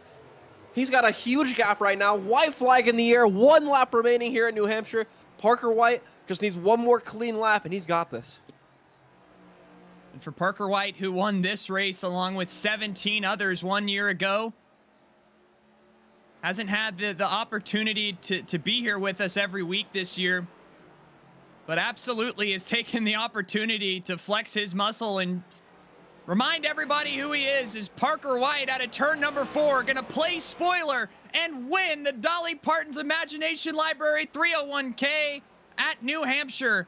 And for Wyatt Tinsley, that's got to be absolutely excruciating to see him take that win only a second in front of you. And it'll have to be on to the next few weeks for Wyatt as he continues to try to punch his ticket into the next round. But a fantastic race between these two. As again, I don't think there was, more than 5 laps where it wasn't one of those two leading tonight. Just an absolute dominant performance from both Parker and Wyatt tonight, and some unreal racing really all around this group. You said it, Caleb. What a treat to watch that battle all night long. That's some of the best racing you'll see here in iRacing. 2 of the best going at it. Unfortunately for Wyatt, still going to have to hope for a few more good runs. A great points day. Not quite the win in your end he was hoping for, but still, just some of the best racing we've seen all season long. Shout out to the both of them, and shout out to your winner, Parker White, doing donuts down the front stretch. What a show. Parker White burns it down. And again, that is his 4th win on the season, which is incredibly impressive when you keep in mind it's only been 7 times he's been here this year. So taking through the results, Parker White, Wyatt Tinsley 1-2. Dylan Basin comes home with a 3rd place run. Great for him. Kevin King in 4th. Michael P. Frisch, one of those chase-off drivers, in 5th. Joe Armstrong 6th. Seth Knoll 7th. Kwame Scott in 8th. Kevin McAdams rebounds from that spin early on in 9th. David L. Brown to complete your top 10, Kyle. And then just outside the top 10, Christian Kendall in 11th, Kane Cook 12th after we saw that desperate attempt to get the caution. Didn't quite work out for Kane. Ryan Doucette, a good recovery from a similar thing earlier. Going to come home in 3rd. Jake Nichols in 4th, Joshua Chin 5th, Paul Mikolajczyk at 16th, Cosman in 17th, Chris Wetz 18th, Jake Poulin comes home 19th, and Nate Stewart's going to be 20th. Ryan Naraki in 21st here tonight. Brian Sabelski comes home in the 22nd position. Art Reimer, another one of those chase-off drivers, not the night that he wanted, but his car went to victory lane, so 23rd for him. Brett Pancari in 24th.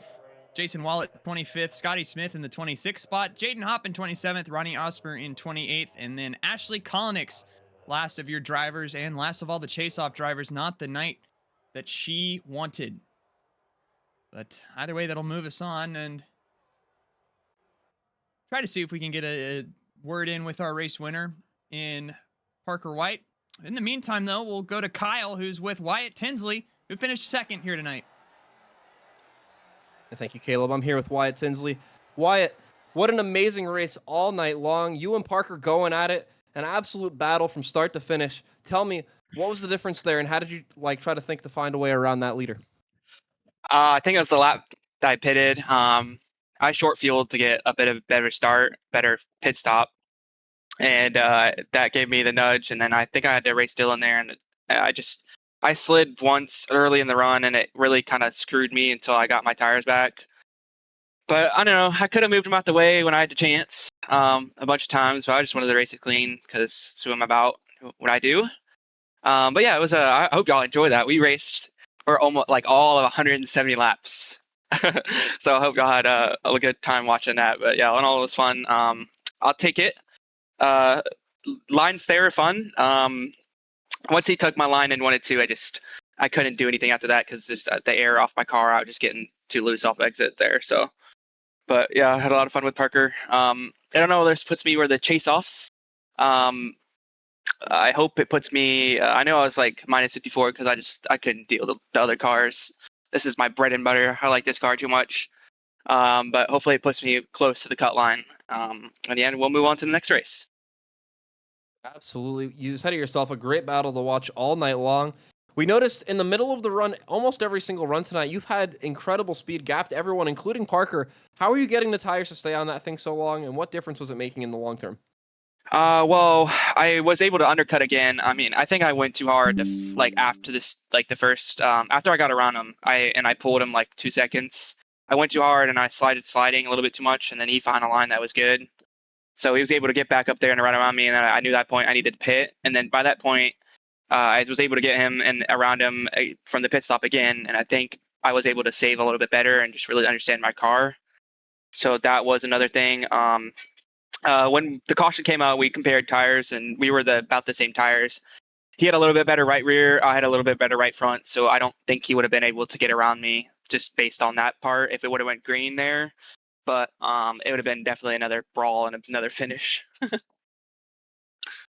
Well, nonetheless, an absolutely incredible run, an amazing battle to watch. Congratulations on your second place finish today. Well deserved. Thank you. And best of luck in the playoffs. Appreciate you. Wyatt Tinsley, your second place finisher, Caleb. Have our winner dialed up here in Parker White.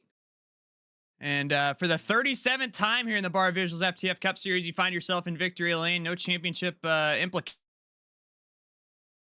on the line for you, but a good hard win here from the Magic Mile. Yeah, that was it's probably one of the more fun races I've ever had in FTF, actually. Really good battle for the win all the way throughout the race. Not many cautions. That was very good for this track. We had two really long green flag runs. I was a bit worried after that first screen run that we were just going to wreck the rest of the race, but that wasn't the case. We had a really good race there. There's two runs, and off the start of the race, Wyatt and I were just kind of just messing around, just pushing, racing hard, and I started to fall back a bit, and I just figured I was just going to get swallowed up by the rest of the field. I thought I burned my tires off, but I guess that wasn't the case. I had a really big slide off of 4 one lap, and that's kind of when I backed off. It's I knew I had to back off then, or else I was just going to completely fall off a cliff. But somehow my tires were still good for the rest of the run. I was able to run Wyatt back down. Found a line that felt really good, and it actually completely switched on that last run. I found a really good slider line in 1 and 2 where I'd enter all the way down on the apron, and then just exit in the second lane. But I had to do a cut down there on the probably the last 20 or so laps, and that ended up being better. So it was a lot of fun with how the lanes were switching around. It took a lot of technique to run that apron line, and I was kind of surprised with how much faster Wyatt and I were kind of from the rest of the field because I think we pulled like a 7 or so second gap on that first run. So um, yeah, overall really fun race. Yeah, I know Kyle and I had a lot of fun watching you up here in the booth. Real quick before we let you go, we used the next gen car 3 more times this year, and funnily enough, you're only 3 wins back from the all-time wins record here in FTF. So you see yourself coming out for those 3 final next gen races, try to get that record at least to tie it. I'll have to see if I'm busy on those races, but I mean, since I'm 3 away, I might as well maybe run a couple 87 or Gen 4 races. Be pretty cool to get that record. Either way, winner here from New Hampshire, Parker White, after battling with Wyatt Tinsley all night long. Congratulations on the win, and thank you for your time, Parker. Thank you. We'll go back to our third place finisher with Kyle. It's Dylan Basin. Thank you, Caleb. I'm here with Dylan Basin, your third place finisher tonight. Dylan, the 2 tires paid off there. Kevin King close behind. You were able to hold him off. Tell me, what was your line of thinking with that strategy, and how were you able to make those 2 tires last? Honestly, I wasn't even trying to gain track position. I was just hoping that I would get ahead of the leaders and the yellow would come out because, we're not in the playoffs. All we're here to do is win. So P3 doesn't feel that exciting to me. I was hoping for a yellow when I got ahead of Parker and Wyatt there. It didn't come, and then I just figured. I mean, honestly, the tires kind of equaled out by the time Kevin got to me. I was loose at first, tightened up over time, and it kind of just started driving like it did on a normal 4-tire run. So wasn't much I really had to do. It's just more of the way the tires wear and how they equaled out. Well, you got to experience both worlds. You were in a little bit of the mid-pack earlier. Then you ended up in the front part of the pack after the 2-tire stop. How much was dirty air a factor tonight, and how much did that impact the lines all these drivers took tonight? Dirty air wasn't horrific. The lines annoyed me because I don't think we should ever see a next-gen car diving into the apron and sliding up 3 lanes, but I digress.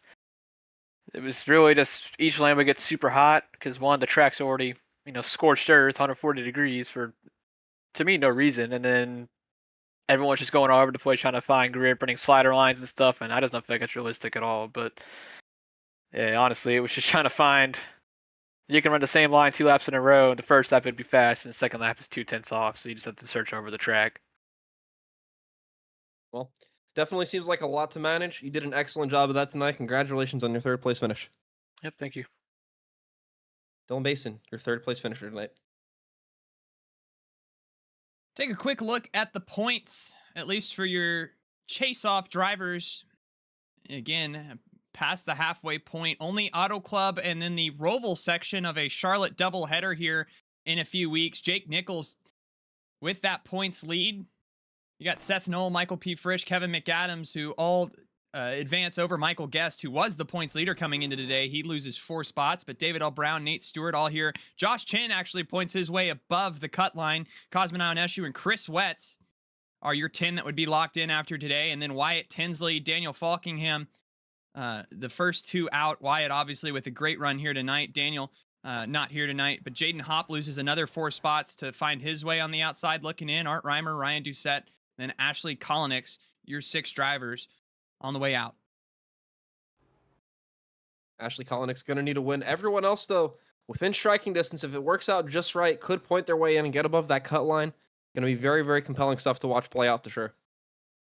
And again, that is Auto Club, which will be next Saturday night here in the Barr Visuals FTF Cup Series. But that'll do it for us this weekend.